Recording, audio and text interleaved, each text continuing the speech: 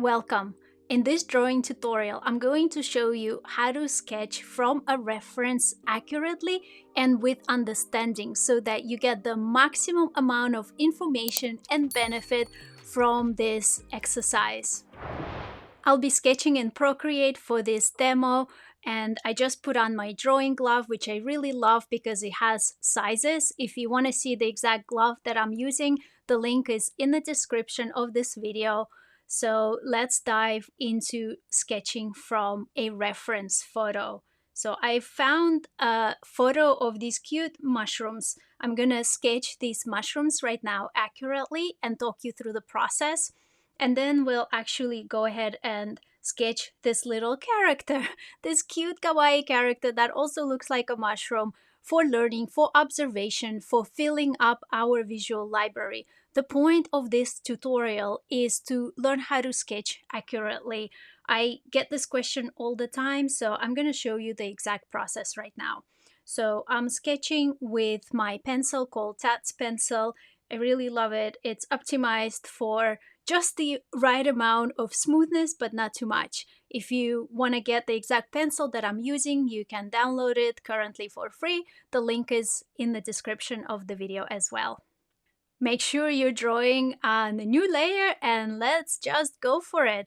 I'm gonna sketch this little cutie right there. So how about I will put the cutie right here and then we'll put the girl right there next to us, because the idea is to practice for designing and creating our own kawaii characters, right? So everything we're drawing, I'm thinking, how can this be used for a character? And the reference will give us ideas, and this in turn will invite our mind and our creative energies to come up with our own ideas. This is like a seed. So today we're focusing on the actual skill of sketching. You can use any media, you can use Procreate or anything you like. The point here is how to sketch accurately. Okay, so I am looking at this mushroom, and right away I can actually see that it's kind of leaning a little bit. You might say like, oh, that's not important, but if we're going for accuracy, let me just clear the layer. If we're going for accuracy, that is important. So let's just see how far is it actually leaning to the right. If this was a clock, it would be almost 1 p.m., right? Just like a few minutes before 1. So I'm gonna go ahead and sketch that little bit of a little bit of a tilt. Doesn't have to be exact. I think mine is a little bit too much.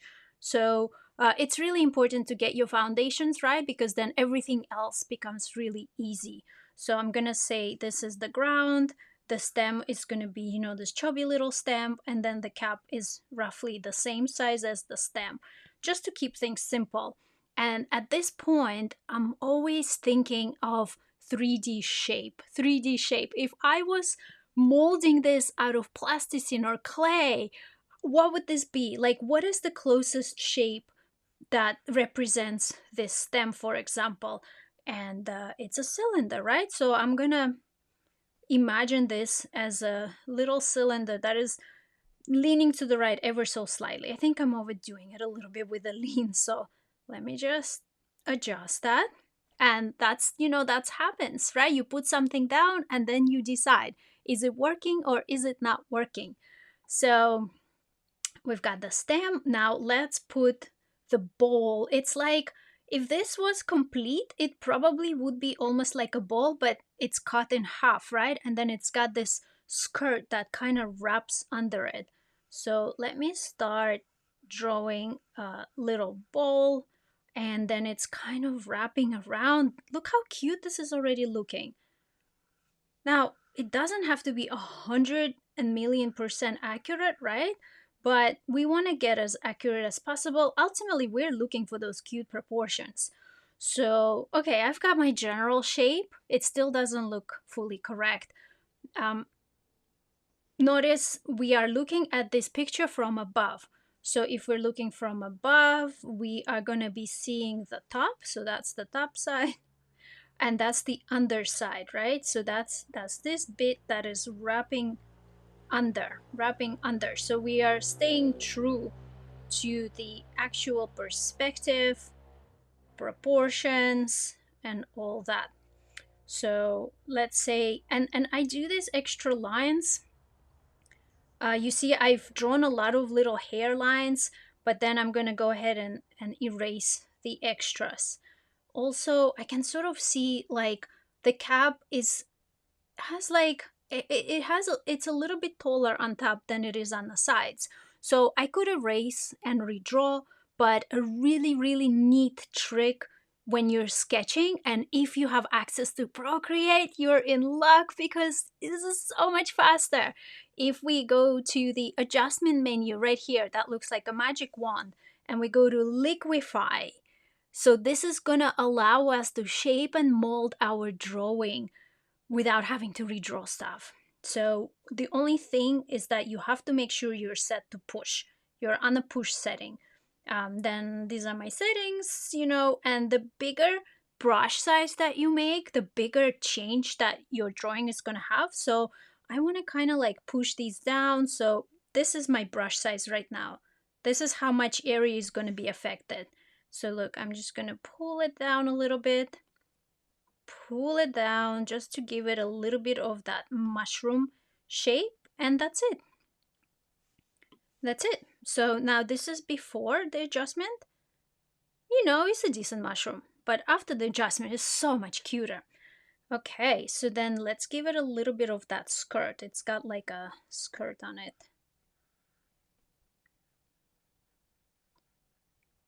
Okay, now I can delete, or rather erase, some of my guidelines because I created them so that you can see where things are.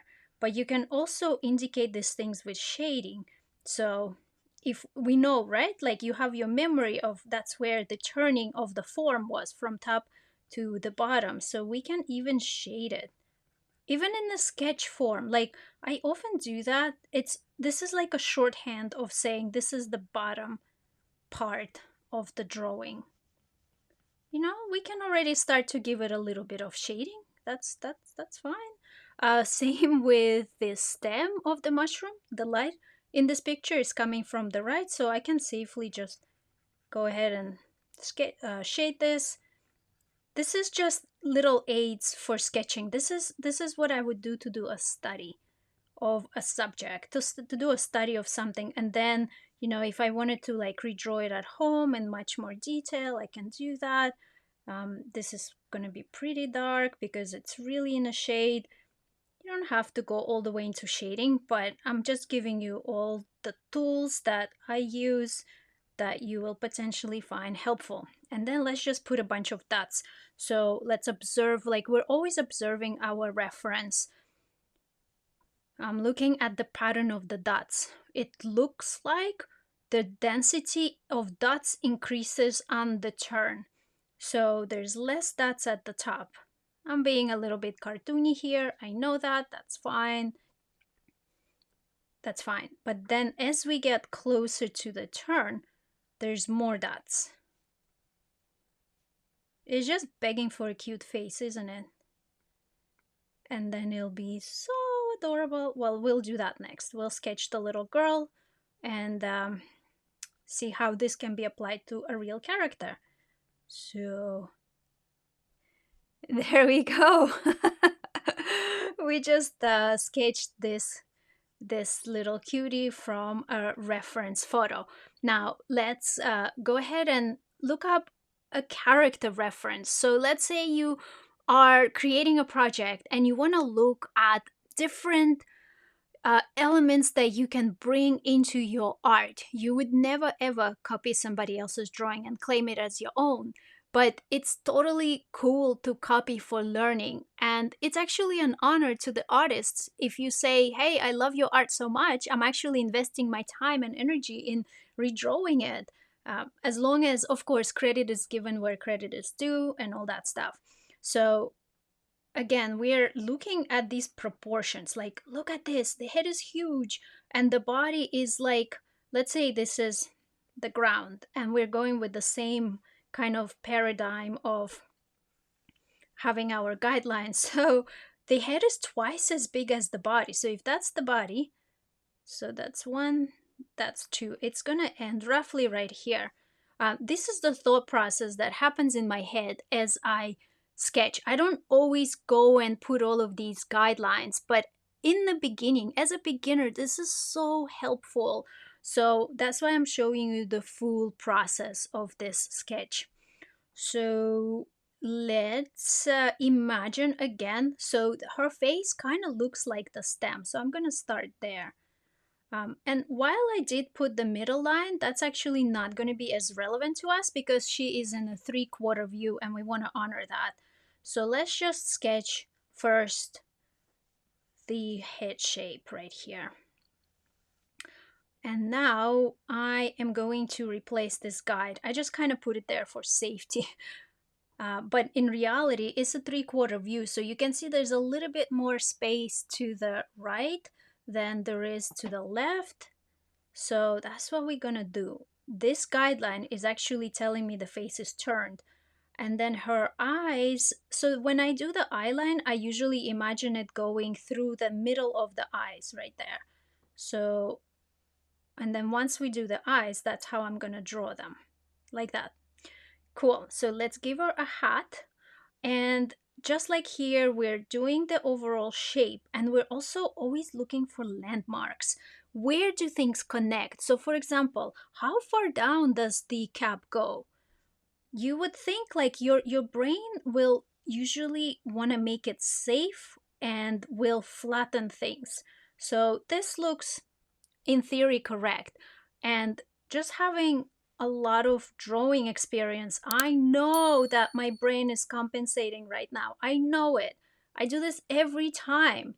Uh, because look, if we actually look at the picture, you'll see, like if you turn on your artist x-ray vision and you see through her braids and you see where the cap connects, it's almost below the eyes. And I've done it to the top or the middle. So her cap is actually much further down than we would imagine and is much bigger. And this is what creates that really exaggerated, that fun look that we call the kawaii or cute or I don't know, charming, adorable, whatever the word that describes the feeling for you. But it's definitely way more exaggerated than the brain would originally do. Now this cap is going to be symmetrical because it's a ball. No matter how you turn the ball in perspective, it's still going to be a ball. So I can see that mine is like definitely lopsided, but by how much? It's hard to tell just by looking by eye. I can see something is wrong, but I don't know how to fix it. So a really cool way is to turn your drawing upside down like that. And you can even, oopsies, you can even create a line here for yourself and say, okay, so this is where it flattens out and it gets thick. So that's how I want this side to be also. And if this is sort of a halfway point, how far out does it go? Like, actually, I'm not that far off. The shape is just not fully right. So I'm gonna fix that up. Fix that up. Here we go. Something like this. Doesn't have to be perfect, but we want to get it relatively perfect. When it's upside down, it's a little bit easier to see if something is really off. Let's close her cap now. So, unlike this reference where we looked from the top, here we're actually looking from the bottom, you see? And the clue is that the cap is, the arch is this way, is turning down rather than up. So that's what we'll do. And look how cute. We have a really, really solid foundation for this character. I think this is a Nintendo, I'm pretty sure Nintendo character. So we're just drawing for cuteness, for inspiration. So this, if you want to learn how to draw cute Nintendo characters, well, there you go. There's the full process.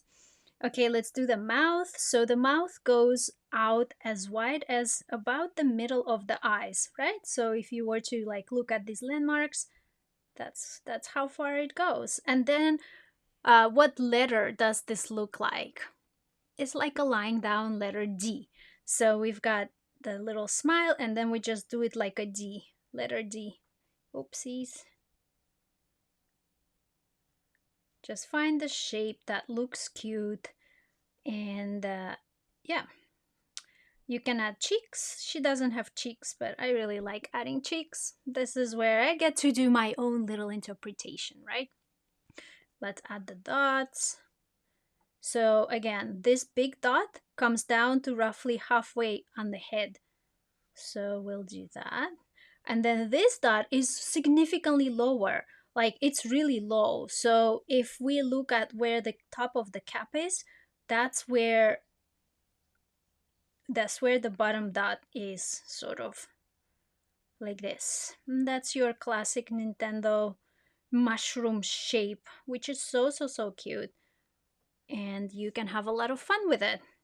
Use this as inspiration, as learning, as a foundation for creating your own characters. You can do different cap shape, right? But the idea of doing a ball for the head and then putting the cap on it and making everything really cute and rounded, that you can use in your future drawings.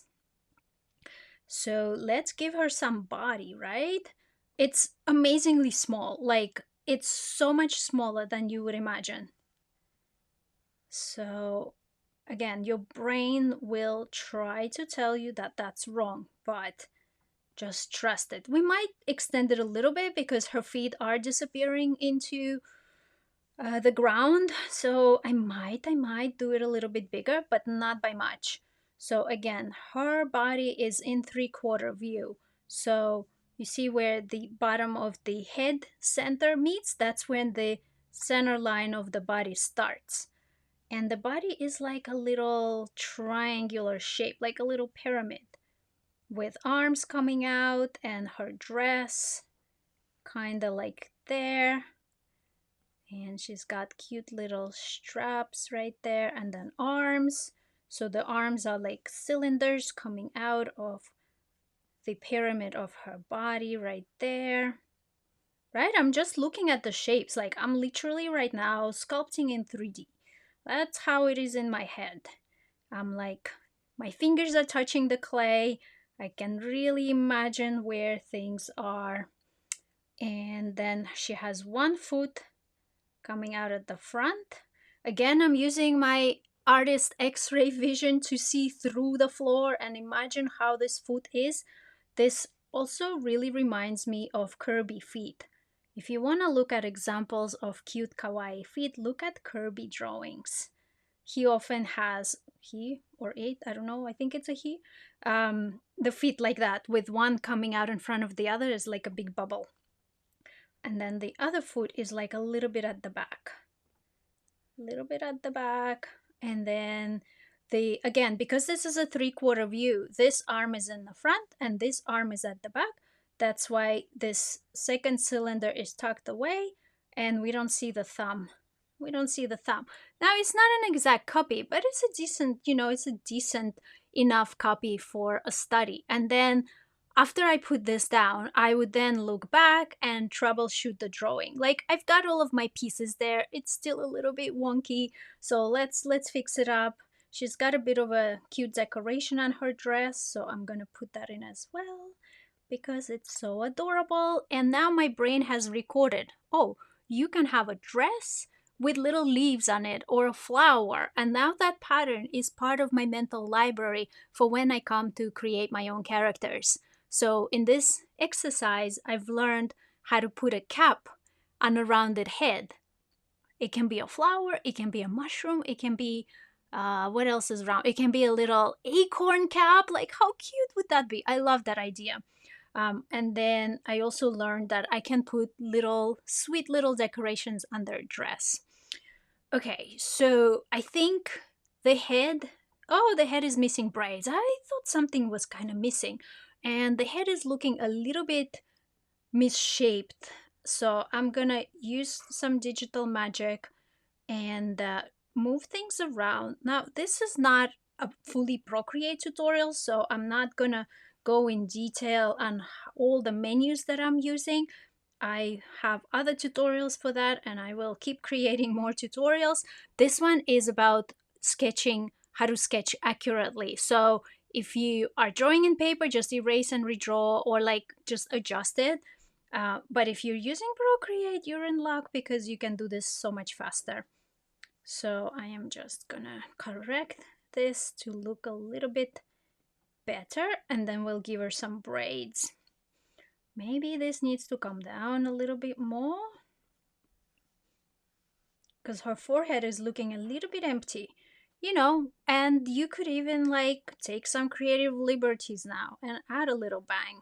I don't know, why not? It's your drawing, your rules. Nobody's gonna see it. And if somebody sees it and you changed it, well, you say, well, that's, you know, that day she had bangs. You know, it's fine. You're in control. Okay, so the braid looks like it's made up of 3 little balls. So just like the arm, it actually looks a lot like the arm. 1, 2, 3, and the third one is like a brush. I don't know. And so let's make it dark again. We indicate that this is the hair. Right, so the overall shape is like a cylinder coming out this way and a cylinder coming out that way, but that cylinder is made up of 3 sections. If you're thinking of hot dogs, back when hot dogs were sold as like little tubes, so this probably could be that, or like a beaded necklace. You could think of each of these as a little bead. And yeah, just color it in for the full effect. And again, just like with the original mushroom, you could then go through and darken the darker areas like the mushroom cap. You see how good this pencil is? I can do a sharp line like the outlines, but I can also, like if I tilt the pencil, I can actually do this very light sketching. I really love it. You can download it where you're watching this video. It is currently free, and you can just shortcut your process, you know, because when you have good drawing tools, it just makes everything else easier and faster. Okay, so here we go. We've done 2 sketches from 2 reference images from a photo of a cute mushroom, and then we went ahead and looked at how this idea can be applied to a character that you will design by drawing from a reference to fill up our image library, our visual library, and then we can bring these images forth in our own designs. If you would like to continue creating with me and our beautiful community, if you would like to get really good at drawing accurately, at drawing kawaii, at designing your own characters, then I wholeheartedly invite you to take a look and potentially join our community at the Happy Creators Collective. This is what we do with each lesson. We keep building our skills. We also learn a lot of Procreate skills. We learn how to create merch and products with our art, and how to put it in front of our customers and buyers with marketing, because I truly believe in the thriving artist. There are no more thriving starving artists. There are only thriving artists. We have everything in our hands to be able to be successful and well supported and wealthy as artists. So that is my mission, to create more beauty in the world. And if you would like to join this mission, this project, then go to happycreatorscollective.com, have a look and sign up, and I truly hope to see you inside the community.